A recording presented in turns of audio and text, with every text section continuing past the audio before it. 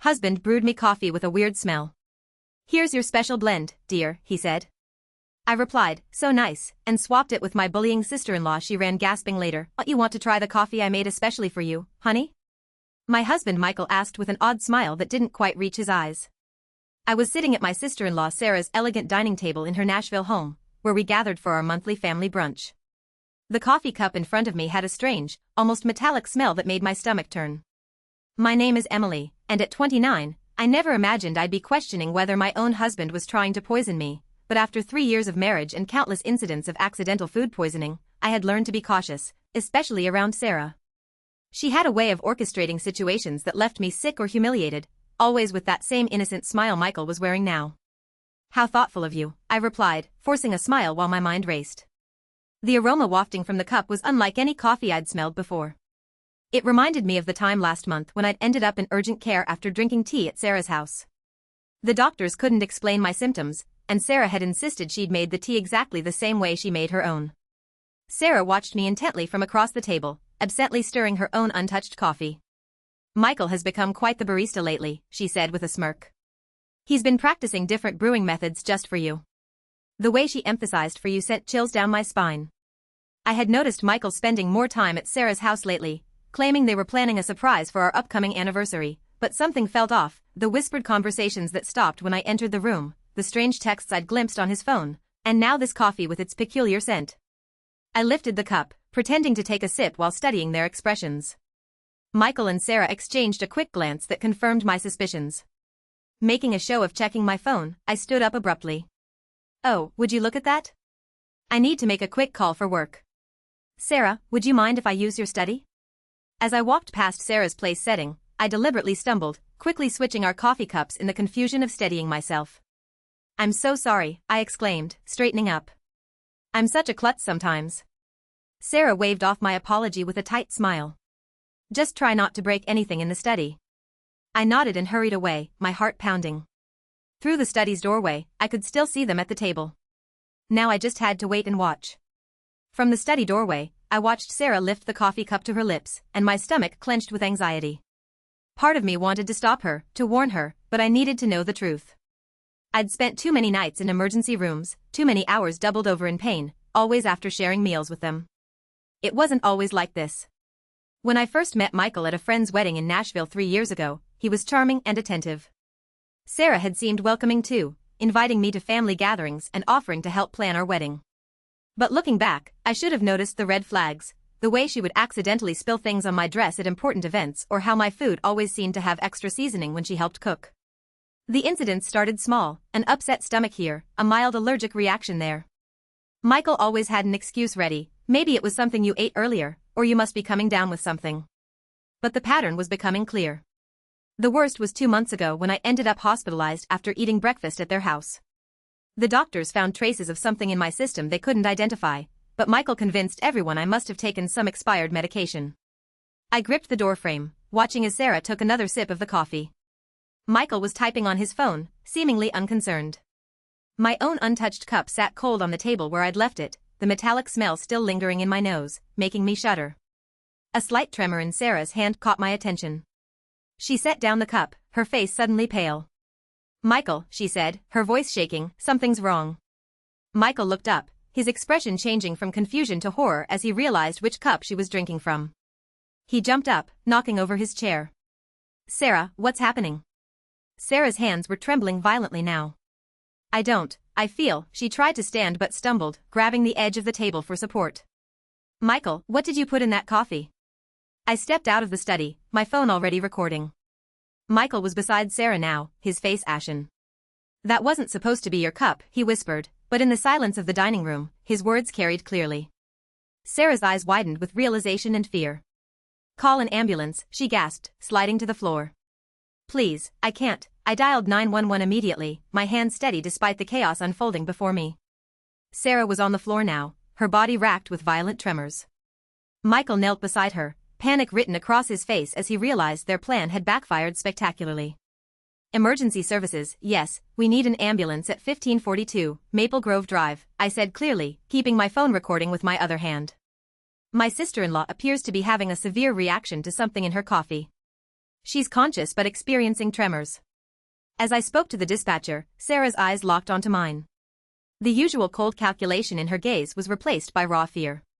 "Emily," she gasped, "you switched, you knew." "Ma'am, the ambulance is on its way," the dispatcher assured me. "Please stay on the line." Michael was growing more frantic by the second. "Sarah, what's happening?" "That wasn't supposed to, I mean, it wasn't meant for—" "Shut up, Michael," Sarah snapped through gritted teeth, her anger momentarily overcoming her distress. "This is all your fault. You said it would just make her sick enough to miss the board meeting next week. You promised it wouldn't be traced." My blood ran cold. The board meeting where I was scheduled to present my proposal for a major client account, the same account Sarah had been trying to land for months at our competing firms. Everything started clicking into place. "The tea last month," I said, my voice surprisingly steady, "and the breakfast incident 2 months ago, those weren't accidents, were they?" Sarah's face contorted with another wave of pain. "The tea that was supposed to keep you home during the Johnson contract presentation, but you went anyway," she clutched her stomach, doubling over. "Michael said we just needed to discredit you, make clients think you were unreliable." The sound of sirens filled the air outside. Michael stood up, backing away from both of us. "Sarah, stop talking. You don't know what you're saying." "I know exactly what I'm saying," Sarah spat, her words slurring slightly. "We've been planning this for months, ever since Emily started outperforming me at every client meeting. You were supposed to make sure she drank it today." The paramedics burst through the front door, and I quickly stepped aside to let them work. As they loaded Sarah onto a stretcher, I stopped recording and sent the video to my private email, then to my lawyer. Michael stood frozen, watching as his carefully constructed plan crumbled around him. "I'll ride with her to the hospital," I told the paramedics, my voice firm. "After all, I need to make sure my sister-in-law gets the proper treatment." I met Michael's terrified gaze. "And I'm sure the doctors will be very interested in knowing exactly what was in that coffee." The emergency room at Nashville General Hospital was a flurry of activity as doctors rushed to treat Sarah. I sat in the waiting room, my phone clutched in my hand, replaying the recording of Sarah's confession, the tremors in her voice, the panic in her eyes. It was all the evidence I needed to prove this wasn't just paranoia on my part. "Family of Sarah Thompson?" a nurse called out. I stood up, noting Michael's conspicuous absence. He'd mumbled something about parking the car 20 minutes ago and hadn't returned. "I'm her sister-in-law," I said, following the nurse through the double doors. "How is she?" "She's stabilized, but we found concerning levels of toxins in her system." The nurse's expression was grave. "The doctor would like to speak with you about some unusual findings in her blood work." Dr. Carter, a tall woman with graying hair and sharp eyes, was waiting by Sarah's room. "Mrs. Davis, could you tell me exactly what happened before your sister-in-law became ill?" I took a deep breath, pulling out my phone. "I think you should listen to this first." I played the recording from brunch, watching the doctor's expression change from professional concern to alarm. "This is very serious," she said, making notes on her tablet. "The substance we found isn't something that accidentally ends up in coffee. We're looking at deliberate contamination." Just then, Michael appeared at the end of the hallway, his face pale and sweaty. He'd clearly overheard the doctor's words. "Emily," he started, taking a step toward me, "let me explain." "Stay back," Dr. Carter warned, pressing the nurse's call button. "Security to room 412, please." Michael raised his hands in surrender. "This is all a misunderstanding." Sarah was confused. She didn't know what she was saying. "Really?" I pulled up the texts I'd discovered on his phone last week, the ones I'd secretly forwarded to myself. "So these messages between you and Sarah about making sure she's out of commission before the Henderson presentation were just friendly conversation?" His face drained of color. "You went through my phone?" "After I found the strange vial in your desk drawer, yes, I did." I turned to Dr. Carter. "Doctor, I've been hospitalized 3 times in the past 6 months with unexplained symptoms. I'd like to know if they match what you found in Sarah's system today." The doctor's eyes narrowed. "We'll need to run some tests to compare. Security will make sure your husband remains available for questioning." 2 security guards appeared, positioning themselves on either side of Michael. He looked trapped, his carefully constructed facade crumbling. "Sarah and I," he stammered, "we were just trying to help you slow down. You were working too hard, taking all the big clients. Sarah said if we could just make you take some time off, by poisoning me." My voice was steady, even as my hands shook with rage. "How long have you been doing this? Was it you who tampered with my food at the Christmas party too?" Michael's silence was all the answer I needed. Behind him, I could see Sarah's room, where she lay connected to various monitors, her earlier bravado gone, replaced by the fear of someone who knew their schemes had finally caught up with them. Detective Lopez is on her way, Dr. Carter said. Mariana, she said quietly. She'll want to take statements from everyone involved. I nodded, feeling a strange sense of calm. The truth was finally coming out, and there was no going back. Detective Lopez arrived within the hour, her presence commanding attention in the sterile hospital corridor. She was a seasoned investigator who specialized in domestic abuse cases, and she listened intently as I played the recording from brunch and showed her the text messages. Mrs. Davis, she said, reviewing her notes, you mentioned previous hospitalizations. Can you tell me more about those incidents? I pulled out my phone again, opening a document I'd been quietly maintaining for months. The first time was in February, after a dinner at Sarah's house. I had severe stomach pains and dizziness.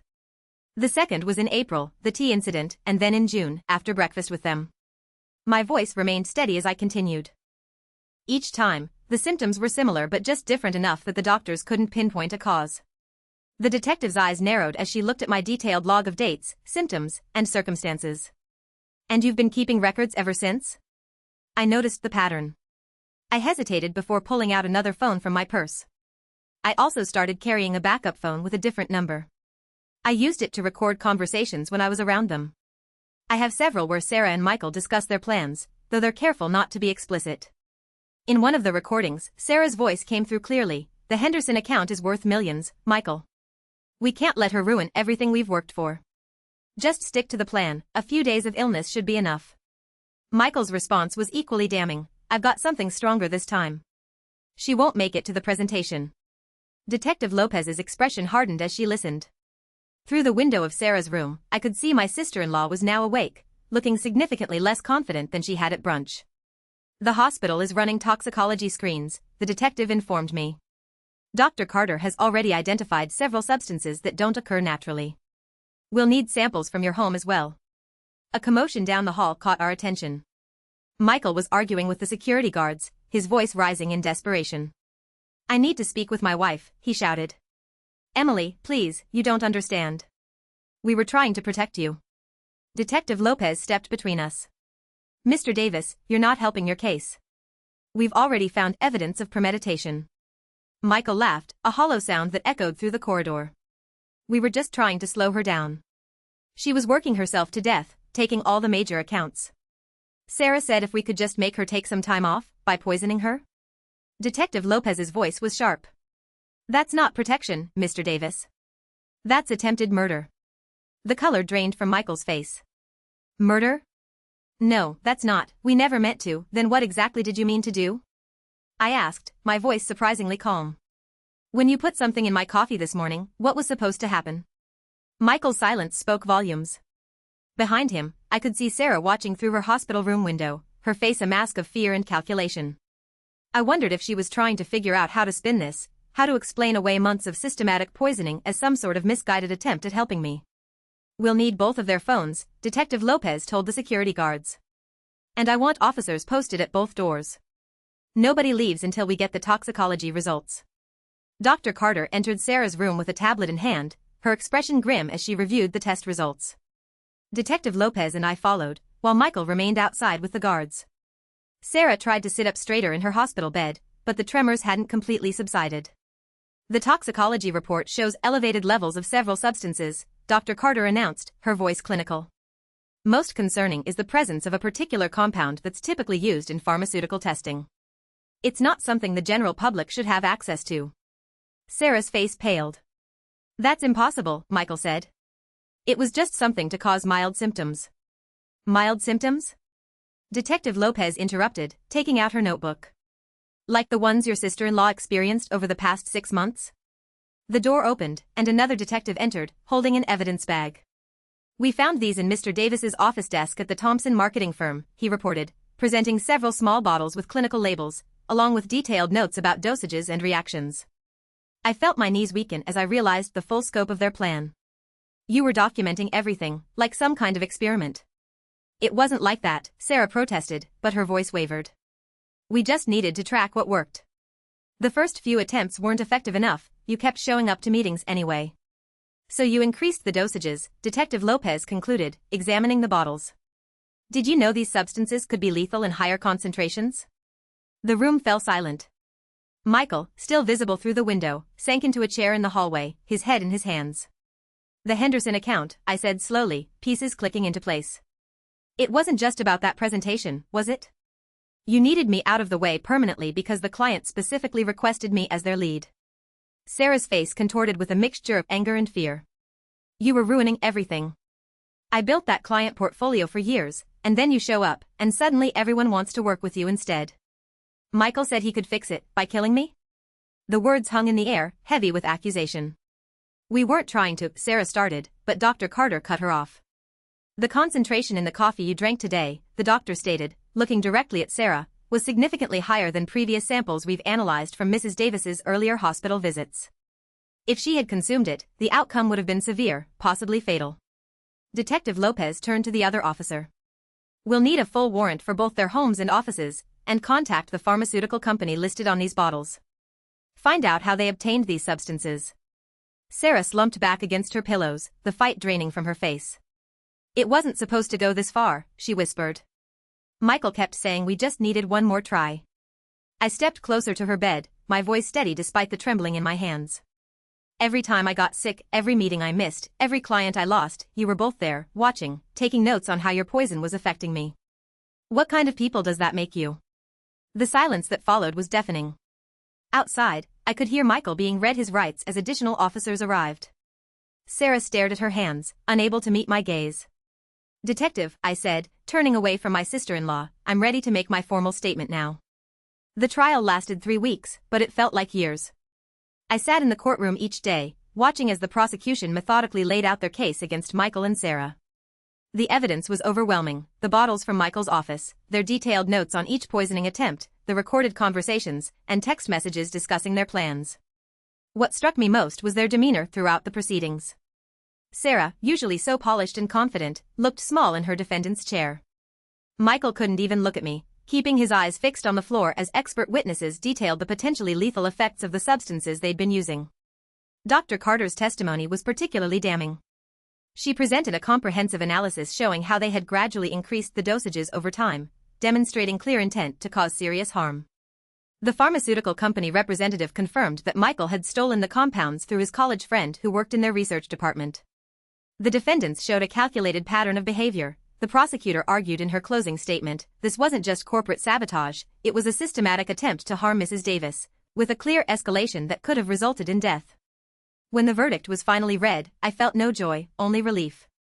Both Michael and Sarah were found guilty on multiple counts, including attempted murder and conspiracy. The judge's words echoed through the silent courtroom. The premeditated nature of these actions, carried out against a family member over an extended period, demands the maximum sentence. I watched as they were led away in handcuffs, thinking about how greed and jealousy had twisted 2 people I once trusted into something unrecognizable. Their business, their reputations, their freedom, all sacrificed in an attempt to destroy me. 1 year after the trial, I stood at the podium of the Nashville Business Leaders Conference, preparing to give the keynote speech. The irony wasn't lost on me, this was exactly the kind of opportunity Sarah had tried to prevent me from achieving. The Henderson account, which she and Michael had been so desperate to steal, had led to several more major clients, establishing me as one of the top marketing executives in the region. Success isn't just about talent or hard work, I began, looking out at the sea of faces. It's about integrity, about building genuine relationships based on trust. I paused, letting my words sink in. Sometimes, the biggest threats to our success come from those closest to us, but surviving those challenges makes us stronger. After my speech, several young professionals approached me, seeking advice. One woman, her eyes bright with determination, asked how I'd maintained my composure throughout the ordeal. I focused on what I could control, I told her. I gathered evidence, trusted my instincts, and refused to let fear stop me from pursuing my goals. Later that evening, I received an email from the Henderson client, confirming they were renewing their contract for another 3 years. I smiled, thinking about how differently things might have turned out if I hadn't trusted my instincts that day at brunch. The local paper had run a small article that morning about Sarah and Michael beginning their prison sentences. I didn't read it.